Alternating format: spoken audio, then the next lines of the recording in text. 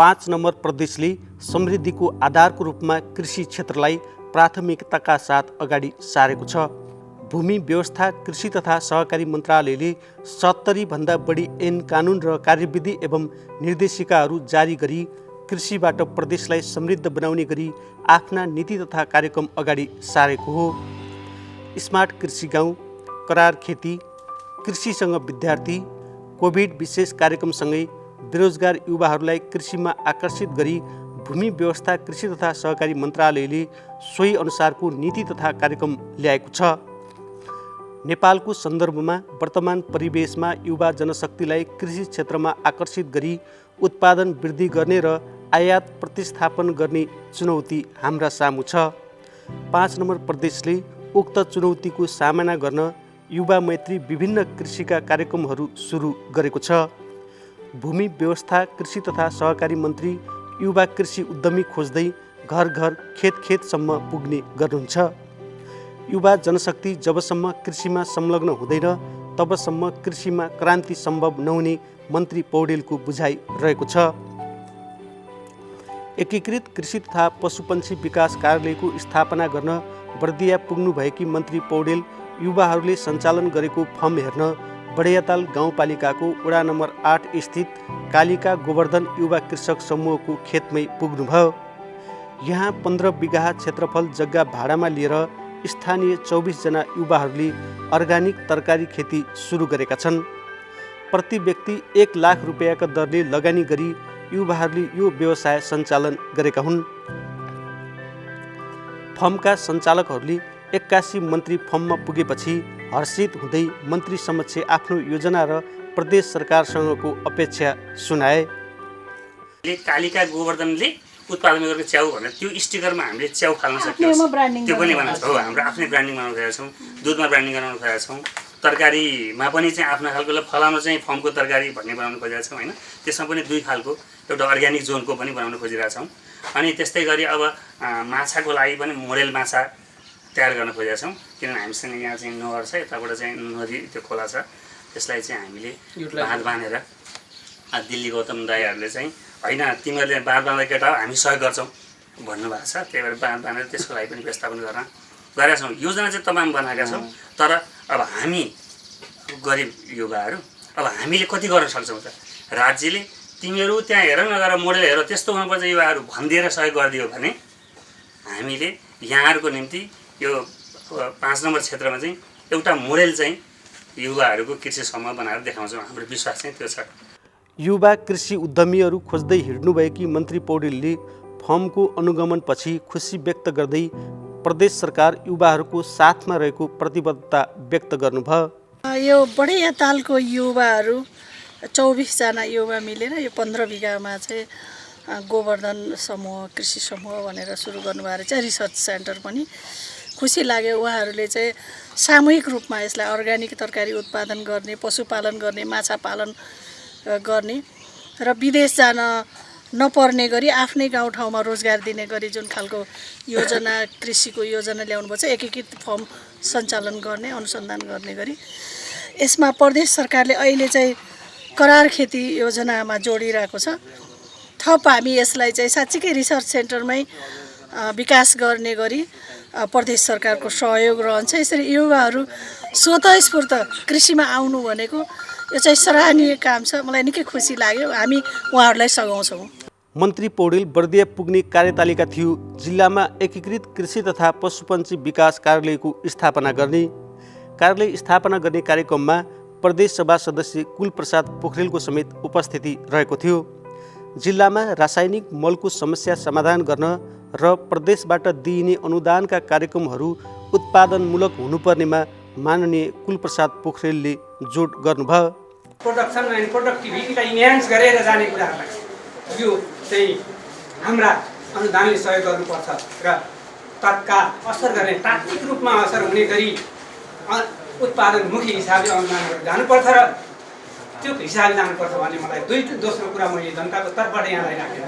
म आफै पनि यसप्रति उत्तरदायी त छँदैछु र सँगसँगै यी कुराहरू पनि राखेर तेस्रो कुरा सुशासन गर्ने कुराहरू अहिले पनि यद्यपि सुशासन हुन अहिले पनि गाह्रो मानिरहेको छ र धेरै हिसाबका कुराहरू कार्यालयका कुराहरू, कार्यालय पद्धतिका कुराहरू, जनताका कार्यालयका कुराहरू र धेरै हिसाबमा अहिले पनि बेसी कहीँ सबै खराब छ होइन, राम्रो काम गर्ने कुराहरू छ। राम्रो काम गर्नेलाई चाहिँ प्रोत्साहन गर्ने कुरा, पुरस्कार गर्ने कुरा र नराम्रो काम गर्नेलाई दण्ड गर्ने कुरा, यसलाई कार्यकारी बनाएर जानुपर्छ। कृषि तथा पशुपन्छीसँग सम्बन्धित कार्यक्रम सञ्चालन गर्नका लागि प्रदेश मातहतको कार्यालय नहुँदा बर्दियाका कृषकहरूलाई बाँकेको नेपालगञ्जबाट सेवा लिनुपर्ने बाध्यता रहेको थियो। देशको सङ्घीय संरचना फेरबदल भएपछि जिल्ला स्तरमा रहेका कृषि र पशु सेवा कार्यालयहरू खारेज भएका थिए।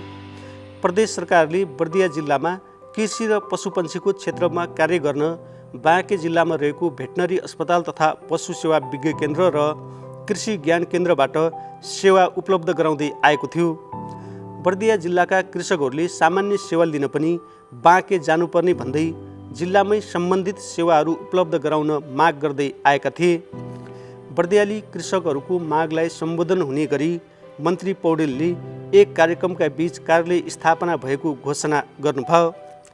एकीकृत कृषि तथा पशुपन्छी विकास कार्यालय बर्दिया कार्यालयको स्थापना गर्दै मन्त्री पौडेलले कृषि र पशुपन्छी सम्बन्धी सम्पूर्ण सेवा बर्दियाबाटै उपलब्ध गराउने गरी एकीकृत कृषि तथा पशुपन्छी विकास कार्यालयको उद्घाटन गरिएको बताउनुभयो। प्रदेश सरकारले हामी कृषिलाई प्राथमिकतामा राखेर योजना बनाइरहेको छ।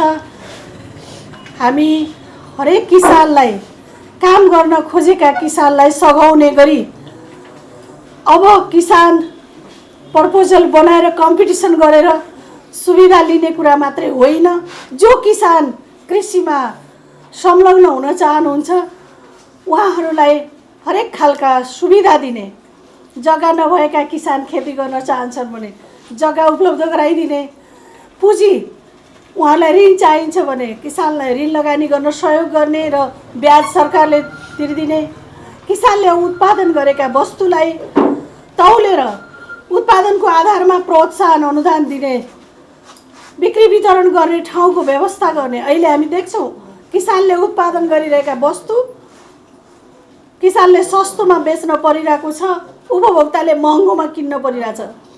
यो दुईटै पक्ष ठगिएको छ, किसान पनि ठगिएको छ, उपभोक्ता पनि ठगिएको छ। यो दुईटै पक्षलाई बचाउने गरी अहिले हामी सहकारीसँग सहकार्य गर्दै आम किसानले उत्पादन गरेका चिज सहकारी मार्फत उपभोक्तालाई पुर्याउने अभियान प्रदेश सरकारले अगाडि बढाउँदैछ।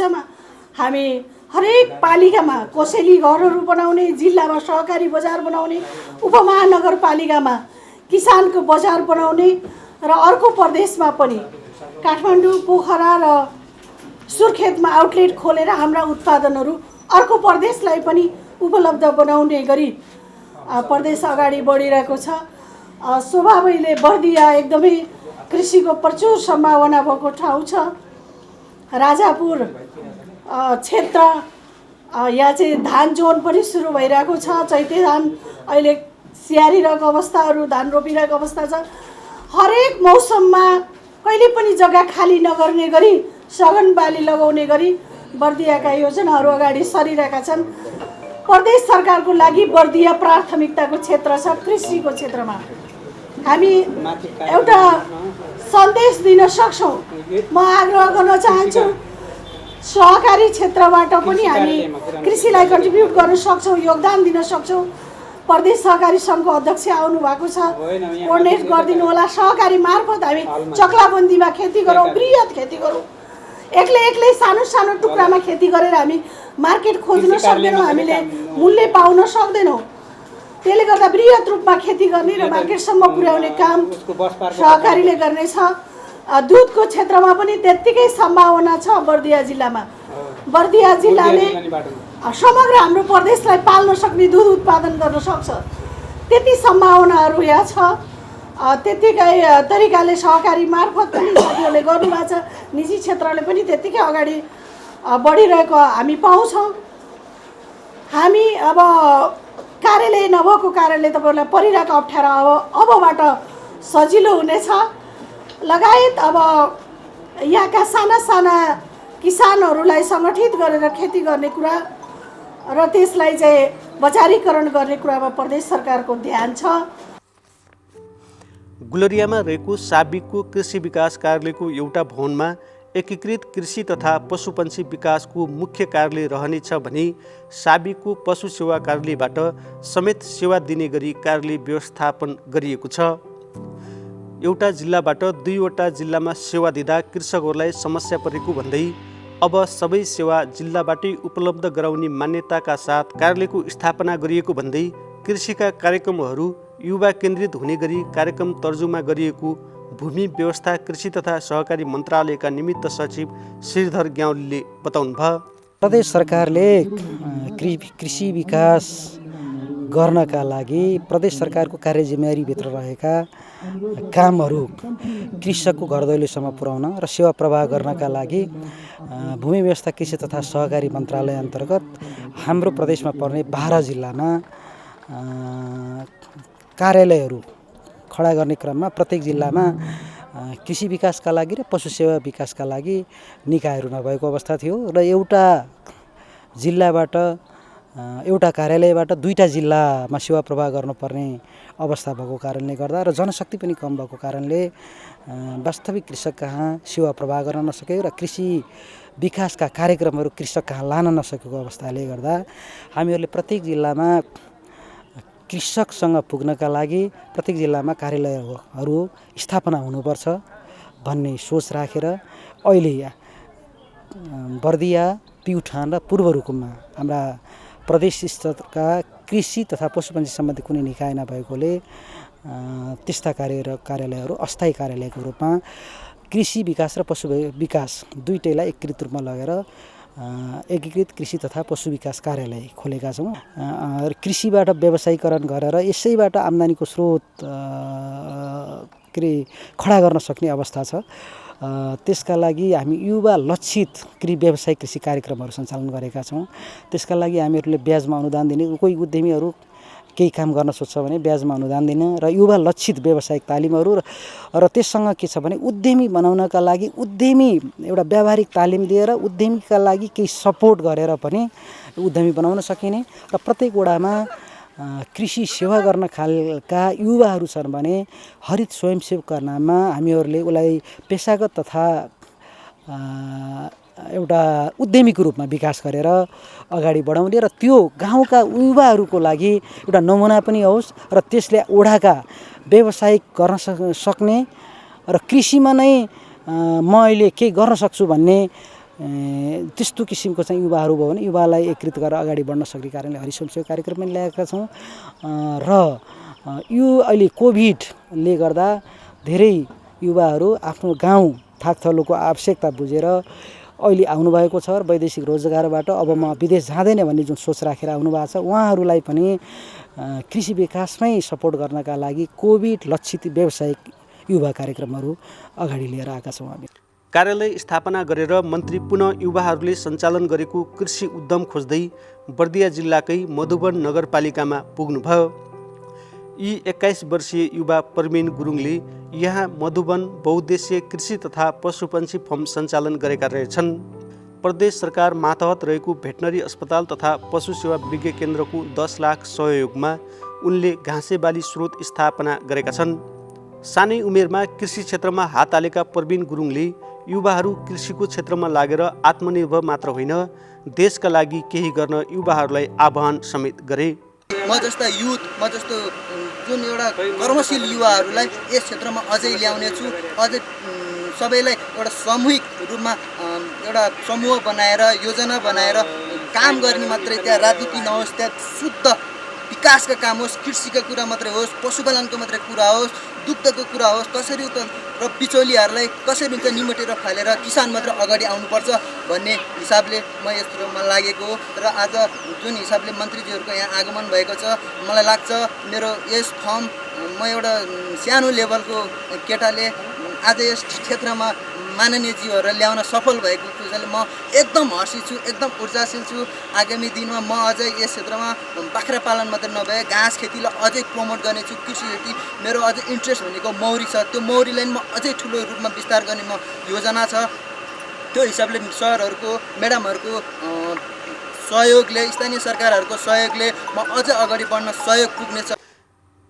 फर्मको स्थलगत अनुगमनमा मन्त्रीसँगै पुग्नुभएका मधुवन नगरपालिकाका प्रमुखले उक्त फर्मको अनुगमन गर्दै मधुवन सरकारले कृषि र पशुपालनको क्षेत्रलाई प्राथमिकतामा राखेर बजेट विनियोजन गरेकोले युवाहरूलाई नगरपालिकासँग सहकार्य गर्न अनुरोध गर्नुभयो। 20,000 देखि 50,000 हामीले गोठ खोर सुधारका नाममा, भकारा सुधारका नाममा जहाँ फिल्डमै पुगेर हाम्रो जनप्रतिनिधि कर्मचारी पुगेर हेरेर गर्नेलाई मात्र हामीले दिएका छौँ, ताकि समाजका टाठाबाट जसले झोलामा फर्म राख्ने, जसले डकुमेन्ट मिलाउने, जसले कागज पत्र मात्र मिलाएर जुन अनुदान लिने परिपाटी थियो विगतमा, त्यो अन्त्य गर्ने स्थानीय सरकार लागि परेको छ। त्यसमा प्रदेश सरकार र सङ्घीय सरकारको पनि सहयोग छ। हामी त्यसरी अघि बढेका छौँ र अहिले मधुवन नगरपालिकाभित्र पनि धन्य हामीले 200 जति फर्म, तरकारी खेती, विभिन्न सेक्टर गरेर कोभिड प्रदेश सरकारकै सहयोगमा कोभिडको बजेट आएको थियो, त्यो पनि हामीले वितरण गरिसकेका छौँ। अब नातावाद होइन, कृपावाद होइन, जसले यो देशको निमित्त, यो ठाउँको निमित्त अब युवाहरूलाई सन्देश दिने, हामीले केही गर्न सक्यौँ भने, यहीँ पनि उत्पादन गर्न सक्यौँ भने अब यहीँ केही आम्दानी गर्न सकिन्छ। हामीले खुल्ला सिमाना भारतबाट मात्र आश्रित हुने होइन, अब सबै खालको उत्पादन आफ्नो ठाउँमा अगाडि बढाउनु पर्छ भनेर मधुवन सरकारले कृषि र पशुपालनलाई विशेष फोकस गरिरहेको छ। 21 वर्षीय युवाको जोस जाँगर देखेर भूमि व्यवस्था, कृषि तथा सहकारी मन्त्री आरती पौडेलले युवाले गरेको कामको खुलेरै प्रशंसा गर्नुभयो। कृषिमा युवाहरूको साथ नलिए कृषि क्रान्ति सम्भव छैन भन्दै मन्त्री पौडेलले प्रदेश सरकार सधैँ युवाहरूको साथमा रहेको बताउनुभयो। बर्दिया आफैमा एउटा उर्वर भूमि, मेहनती किसान, भूमिपुत्रहरू बसोबास गरेको ठाउँ। यस्तो ठाउँ कृषिमा हाम्रो प्रदेशलाई मात्रै होइन, हामी बाहिर पनि निर्यात गर्न सक्ने सामर्थ्य राख्ने ठाउँ बर्दिया छ। अहिले बर्दिया सिंचित पनि हुँदैछ। बर्दिया विभिन्न खालका नयाँ नयाँ प्रविधिहरू भित्राइरहेको छ। यसले गर्दा हामी विभिन्न खालका सन्देशहरू, सकारात्मक सन्देशहरू बर्दियाबाट दिन सक्छौँ। चाहिँ पर्यटनको क्षेत्रबाट, कृषिका क्षेत्रबाट, खेलकुदको क्षेत्रबाट, हरेक क्षेत्रबाट यहाँ सृजनाहरू उब्रिरहेका छन्, फक्रिरहेका छन्। त्यसले हामी अनुमान गर्न सक्छौँ समृद्ध बर्दिया हुने चरणमा छ। त्यस्तै गरी जनप्रतिनिधिहरू पनि निकै, बर्दियाका जनप्रतिनिधिहरू प्रदेशमै लेसन दिने गरी अगाडि बढ्नुभएको छ। उहाँहरूको मेहनत, जाँगर, एकता सराहनीय छ। हामी युवाहरूलाई कसरी कृषिमा लिएर आउने भन्ने अहिले चुनौती छ। मेरो साहबले पनि त्यही कुराको चिन्ता गरिरहनु भएको छ। कसरी हाम्रो भाइ बहिनीहरूलाई उहाँहरूको सृजना, उहाँहरूको पसिना, श्रम कसरी यो माटोलाई सिंचित गर्ने, धेरैभन्दा धेरै उत्पादन कसरी गर्ने, प्रदेश सरकारको समग्र देशको यो विषयमा चिन्ता छ। प्रवीण भाइको फर्ममा आउँदै गर्दा म देख्दै थिएँ बाटोमा युवाहरू क्यारम बोर्ड खोले खेलेर दिन बिताइरहेछ। कसरी त्यो भाइ बहिनीहरूलाई हामी काममा जोड्न सक्छौँ? अहिलेको चुनौती यही हो। हामी उहाँहरूलाई कसरी रमाइलो तरिकाले काम गर्ने वातावरण सृजना गर्ने हो। खेल्दाखेरि रमाइलो हुन्छ, खेल्ने पनि हो, खेल्दै नखेल्ने हुँदै होइन, खेल्ने पनि हो, काम पनि गर्ने हो, नाचगान पनि गर्ने हो, सबै गर्ने हो। तर हामी आफैले कमाउने, हाम्रा पाखुराहरूलाई सृजनातर्फ, सकारात्मक कामतर्फ अगाडि बढाउने जसरी लेसन दिनुभएको छ, यो युवाहरू लागेर गऱ्यो भने पहाडलाई पनि समुद्र बनाउन सक्ने, समुद्रलाई पनि पहाड बनाउन सक्ने त्यो खालको शक्ति युवामा हुन्छ। तपाईँहरूले जुन खालको यो अहिले म मात्रै होइन, म अरू युवालाई पनि प्रेरित गर्ने गरी, उहाँहरूलाई पनि जोड्ने गरी काम गर्छु, उदाहरणीय काम गर्छु भन्ने जुन अटोट छ, यहीँनिर तपाईँको शक्ति छ। यहीँनिर म कमाउँछु, म रमाउँछु भन्यो भने एक्लै पर्न सकिन्छ, तर हामी भन्ने शब्दभित्र धेरै अर्थ छ। त्यसले गर्दाखेरि हामी समग्रमा यो क्षेत्रका किसानलाई, यो क्षेत्रका युवालाई, यो क्षेत्रका उद्यमीहरूलाई, व्यवसायीहरूलाई लेसन दिने गरी काम गरौँ। प्रदेश सरकारको तर्फबाट अघि मेयर साहबले नि भन्नुभएको छ, प्रदेश सरकार स्थानीय सरकारसँग हातेमालो गर्दै अगाडि बढ्ने चरणमा छ।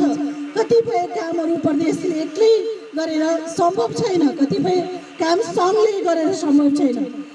त्यसैले त हाम्रो संविधानले परिकल्पना गरेको छ समन्वय, सहकार्य, सहअस्तित्व। तिनटै कुरा बिना हाम्रो संविधान कार्यान्वयनमा जान सक्दैन।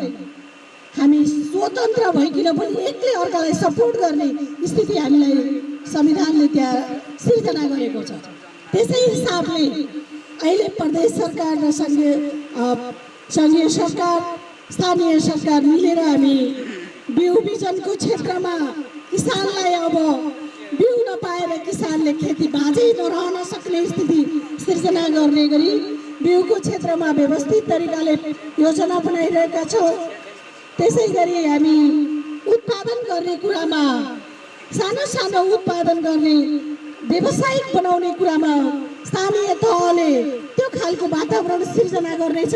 जब व्यावसायिक भइसक्नुहुनेछ त्यस्ता किसानहरूलाई हाम्रो आयात प्रतिस्थापन गर्ने गरी, रोजगार सिर्जना गर्ने गरी त्यो खालको योगदान दिन सक्ने किसानलाई प्रदेशले सहयोग गर्नेछ, सपोर्ट गर्नेछ र निर्यात गर्न सक्ने, बाहिरी देशमा पनि पठाउन सक्ने किसानहरू, अझ धेरै रोजगार सिर्जना गर्ने किसानलाई सङ्घीय सरकारले हेर्नेछ। यसरी हाम्रा कामहरू एक अर्काको बिचमा कस्ता कस्ता खालका काम कसले गर्ने भन्ने समझदारी भइसकेको छ। अब हामी प्रदेश 5 मा कोही पनि किसानले खेती गर्न चाहेको खण्डमा उसलाई जग्गा चाहियो भने जग्गा उपलब्ध गराउने, उसलाई पुँजी चाहिएको खण्डमा उसलाई सहजीकरण गरेर ऋण लगानी गर्ने र किसानको ब्याज सरकारले तिर्दिने त्यो काम प्रदेश सरकारले सुरुवात गरिसकेको छ। त्यसै गरी किसानले उत्पादन गरिरहेका वस्तु हामी देख्छौँ, किसानले बडा मुस्किलले उत्पादन गर्नुभएको छ, किसानले उचित मूल्य पाइरहेको अवस्था छैन। अर्कोतिर उपभोक्ताले महँगोमा किनिरहेको छ। अघि प्रवीण भाइले भन्दै हुनुहुन्थ्यो बिचौलियाहरूलाई निबट्ने। हामी त्यो खालका कामहरू अलिकति त्यसको भूमिका फेर्दैछौँ। अब हामी सहकारी मार्फत हाम्रा साना साना उत्पादनलाई एकीकृत गरेर त्यसलाई बजारीकरण गर्ने, त्यसलाई प्रशोधन गर्ने, त्यसलाई ग्रेडिङ प्याकेजिङ गर्ने र बजारमा पुर्याउने, नेपाली खाऊ, नेपाल बनाऊ, नेपालका चिजहरू प्रयोग गरौँ, नेपाल बनाऊ भन्ने अभिप्रायले हाम्रा उत्पादनमा हाम्रा उपभोक्तालाई सन्तुष्टि दिने गरी, उहाँहरूलाई पुर्याउने गरी तयारी गरिरहेका छौँ।